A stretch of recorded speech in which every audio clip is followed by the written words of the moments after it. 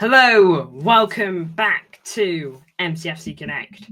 Today we are talking about Pep Guardiola, who, if you're watching this, has basically had like the here we go, I guess, on a contract extension. Absolutely massive for City and really important.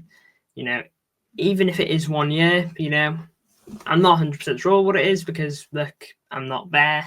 I'm pre-recording this, but it's not going to be any more than 2 years, but it's definitely going to be at least 1 year. Look, I think this is good news. Pep Guardiola, he is, for me, the best coach in the world. There's no doubt about that. He's proved it time and time again. 4 Premier Leagues in a row, champions and treble, a couple of FA Cups, a few League Cups, and just bits and bobs on the way. Like one of the best performances you'll ever see in the Champions League against Real Madrid. But I do want to just talk about like the good and bad. I'm going to sit here and assume that he's signed a 1 year. It's a shame because that means in a year we'll be having this conversation again. No City fan will ever want Pep to leave. So this will be the kind of conversation we're having on whether Pep leaves, whether Pep goes.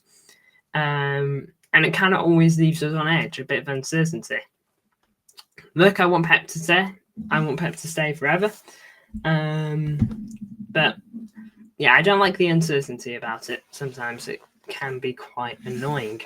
But for me, look, Pep Guardiola staying is only good news. I think any City fan will agree on that. He tends to only bring in some of the best talents, and he tends to only bring out the best of a talent. Like look at the players he's had over the years. I don't know if it's his coaching that took De Bruyne to the next level. Maybe it was, maybe it isn't. Some smart signings he's made, like Ilkay Gundogan. Signed Gundo when he was injured, didn't matter. He becomes a bit of a club legend, doesn't he? So, look, there's no doubt about this. Pep Guardiola signing a contract with me is a good move in my books. I don't know if you guys think differently, but yeah, I just can't argue with it. Brings him to 10 years. He'll definitely get a statue.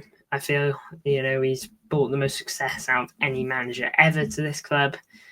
This period that he's been here has just changed our club, has changed the standards, he's almost changed it from top to bottom, to be honest. Took us from a team that was always competing, but never quite winning. I know we had a couple Premier Leagues before Pep joined, but now we go into a Premier League season. We think, okay, what will this be 5? That's my mindset whenever we go into another Premier League, that we should be winning it. It will never be easy. Pep will tell you that himself. I think he's so well composed in press conferences as well. He always gives you a bit of confidence, I feel. And look, every coach has his issues. Like him signing, like when Champions League final, not the Inter Milan one, Chelsea, didn't play DM. It was a risky call, but he went for it. He basically went all out attack, and we paid the price. But, that's why we have Pep. Make big calls, and it's high risk, high reward. I guess that kind of system was. And it only took one moment from Chelsea to win the game.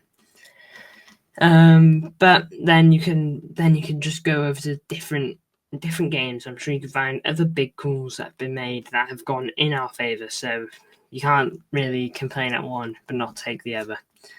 Look, I'm really happy about this.